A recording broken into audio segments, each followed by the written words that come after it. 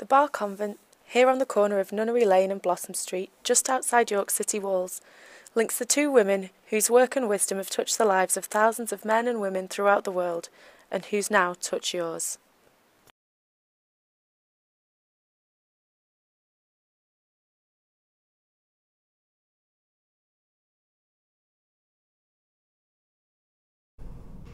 Let us look at the first woman, written about by Cardinal Bourne as long ago as 1921 in these words.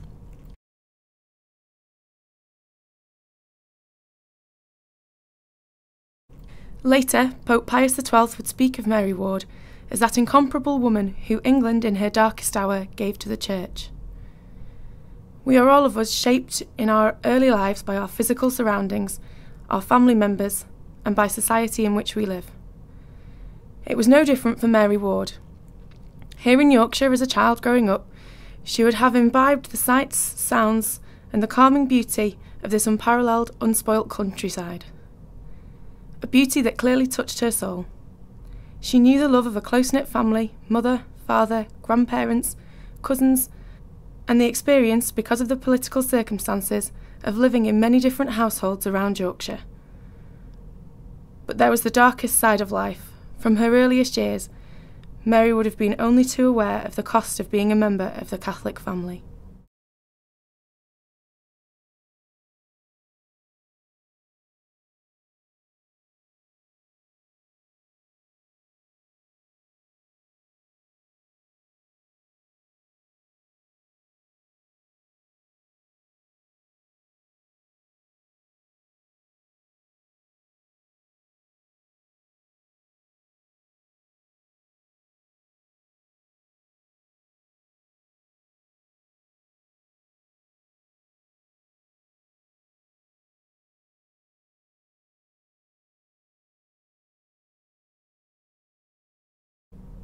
The persecution of Catholics was only too evident in Mary Ward's life, and the stories of persecution and imprisonment would have been household conversation among Catholic families with whom she had contact. Her grandmother, Ursula Wright, whose sons, Mary's uncles, would be involved in the gunpowder plot, had herself spent 14 years in prison. So Mary, as a small child, would have heard stories first-hand about her experience there. She had seen families impoverished by strict fines for anyone refusing to take the oath of supremacy. She had on many occasions seen priests thrust unceremoniously into priests' hiding holes when pursuivants burst into a suspected house during the celebration of Mass. It was common for a rigorous search to last a fortnight, and for the pursuivants to go away empty-handed while the object of the search was hidden the whole time within a wall's thickness of her pursuers. Half-starved, cramped, and sore with prolonged confinement, and almost afraid to breathe lest the least sound should throw suspicion upon the particular spot where he was immured, it was known for a priest to die in a priest hole from starvation or lack of oxygen. Mary Ward would have known about the martyrs who laid down their lives for their faith. Just 1 year after she was born, Margaret Clitheroe was cruelly pressed to death on Ouse Bridge here in York for harbouring priests in a secret room in her house on the Shambles. Blessed Thomas Percy, Earl of Northumberland, was beheaded in York when Mary was 12 years old. It's hardly surprising, then, that inspired by the love of Jesus demonstrated by the martyrs and their total commitment to faith, Mary Ward, with the eager simplicity of youth, prayed to God that she might be a martyr too.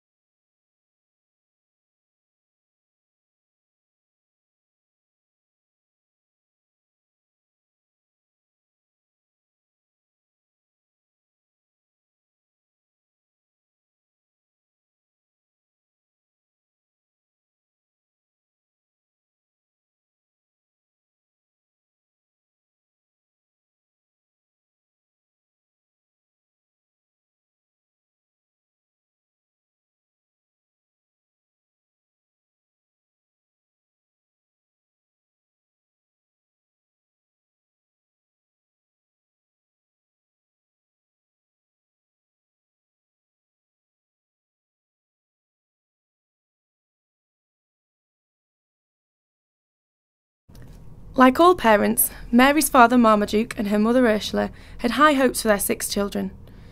They looked to Mary, their eldest, to marry and become one of the staunch Catholic families who kept the faith alive in those difficult times. By the age of 15, Mary had already been presented with 4 possible suitors. Mary, however, had other ideas.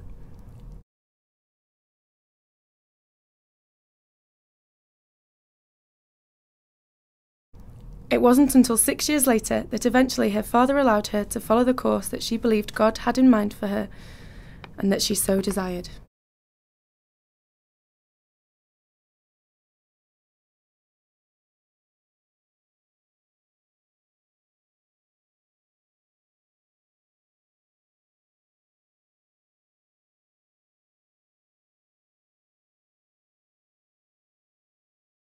This was the first of many setbacks, frustrations and disappointments Mary was to experience throughout her life, but she never failed to turn obstacles into opportunities for reflection and for learning, as she did in this instance. This was the first of many setbacks, frustrations and disappointments Mary was to experience throughout her life, but she never failed to turn obstacles into opportunities for reflection and for learning, as she did in this instance. She continued to work at the convent for a year, and when she came to the realisation that this was not the life that God wanted for her, she left. She started a convent of her own in the same town for sisters coming from England, but that did not work out either. Unsure of what she was being called to do, Mary decided to leave St. Amar and return to England. She spent some time helping the rich and poor according to their needs. She had to work quietly without attracting attention, but she was fully aware of how much could be done by women who wanted religious life without the enclosure, which was imposed by the church at this time. And she pondered her own call to the service of God and her neighbour. She began to see that an educated Catholic laity was vital for the life of the church. In particular, she realised the importance of women as mothers and first educators of the children in faith. Women can do much, was her conviction.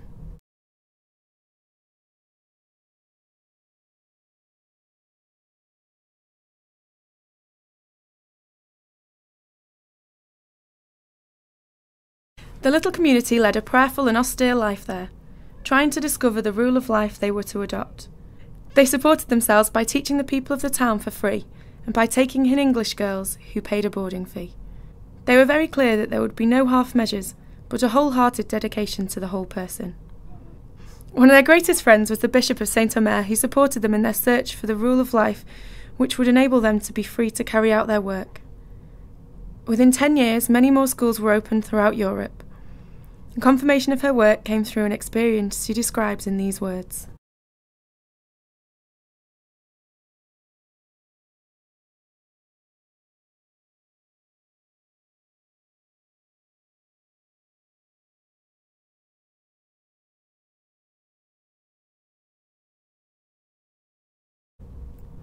Mary had long admired the way of the Jesuit priests, their spirituality and what they did in the field of education for boys.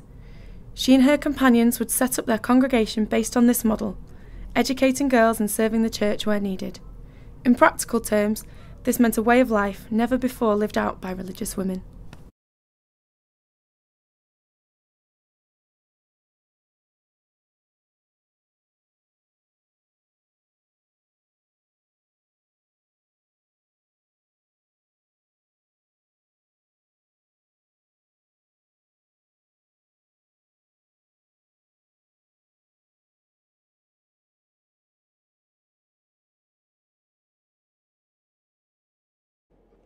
Women would not be safe, could not be trusted without enclosure.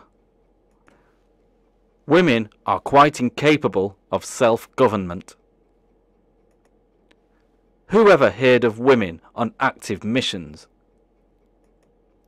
Trying to take over the priests' roles, are they? Jesuitesses, galloping girls, wandering gossips, gadabouts, and they allow their pupils to act in plays and speak in public. Mary Ward's ideas, a challenge to the status quo, were so radical they were practically unbearable to the church of the time. And so began years of trial, disappointment, misunderstanding and false hopes. As Mary tried to win for her congregation the approval of the church for which she lived and laboured and which she loved dearly. She would travel to Rome in all weathers, crossing the Alps several times on foot to speak personally to the Pope and to try to prove to him and to the cardinals that the manner of life for which she was pleading was both compatible with a true religious spirit and of use to the Church. In 1621, Pope Gregory warmly commended Mary and her companions, and she won the support of the German nobility, who recognised the need for education of women and encouraged foundations there. But then the blow fell. 20 years after she had set up her first school, her work, already established throughout Europe, was cruelly banned. Mary was imprisoned as a heretic, and in 1631 Pope Urban signed a bull of suppression. Mary Ward accepted this suffering as she accepted poverty and sickness with trust in God. In spite of imprisonment, hardship and humiliation, she remained cheerful, calm and unswerving in her loyalty to the Church and devotion to her companions.